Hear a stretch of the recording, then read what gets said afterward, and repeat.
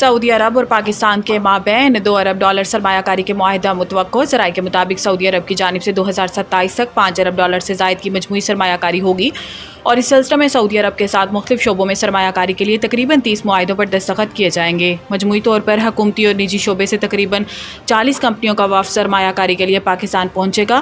سعودی عرب کے ساتھ زراعت، انفارمیشن ٹیکنالوجی، کنسٹرکشن میٹیریل کے معاہدے پر دستخط ہوں گے۔ سعودی وفد پیٹرولیم کے شعبے اور پاور سیکٹر کے معاہدوں پر بھی دستخط کرے گا۔ علاوہ ازیں food security, meat export, Pakistani rice export کے لیے بھی معاہدوں پر دستخط کیے جائیں گے۔ مائننگ، آئل ریفائنری، ریلوے کے لیے بھی طے شدہ معاہدوں کی پیش رفت کا جائزہ لیا جائے گا۔ پہلے مرحلے میں سعودی عرب سے نجی شعبہ پاکستان میں تقریباً $1 ارب کی سرمایہ کاری کرے گا۔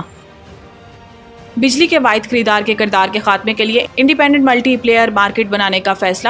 وزیر اعظم شہباز شریف کی زیر صدارت کابینہ کمیٹی توانائی کا اجلاس ہوا، جس میں بجلی کی پیداوار اور خریداری کے لیے انڈیپینڈنٹ ملٹی پلیئر مارکیٹ بنانے کی منظوری دی گئی۔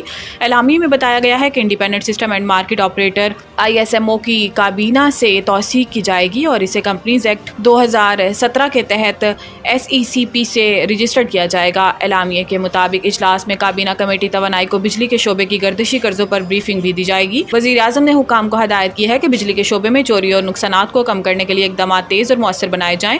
بجلی چوری میں ملوث تقسیم کار کمپنیوں کے ملازمین کے خلاف محکمانہ کارروائی کی جائے اور بجلی شعبے کی اصلاحات چوری کے سدباب کے لیے جدید ٹیکنالوجی کا استعمال کیا جائے۔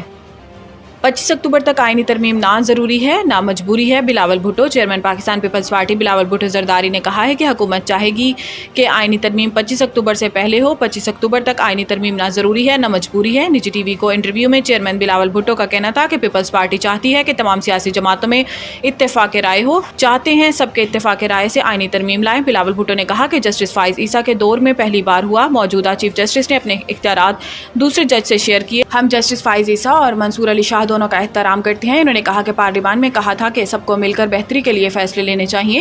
پارلیمان کی ایسی کمیٹی بنے جہاں سب کی نمائندگی ہو، ساتھ بیٹھنے کا ماحول بناتے ہیں تو PTI کی طرف سے خراب کیا جاتا ہے۔ انہوں نے کہا کہ اگر ہم نے رات کے اندھیرے میں کرنا ہوتا تو ایک دن میں حکومت بناتے، اگلے دن بل پیش کرتے، اگر کسی جج کو فیور کرنا ہوتا تو تاحیات فیور کرتے۔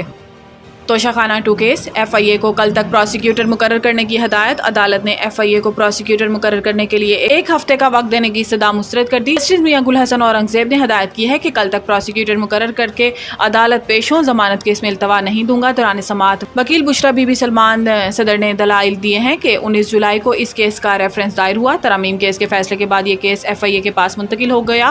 درخواست گزار نے اس دوران ضمانت کی درخواست دائر کی اور درخواست ضمانت بھی FIA کے پاس لگ گئی۔ بیرسٹر سلمان صفدر نے کہا ہے کہ ستمبر میں کیس FIA عدالت میں جاتا ہے اور حیرت انگیز طور پر 2 دن بعد FIA چالان عدالت میں پیش کر دیتی ہے۔ اسپیشل پروسیکیوٹر کی طرف سے ہم کافی ڈسٹرب رہے، وہ التوا مانگ لیتے تھے، اس کے بعد دلائل ہوتے ہیں اور بشرا بی بی کی ضمانت مسترد کر دی جاتی ہے۔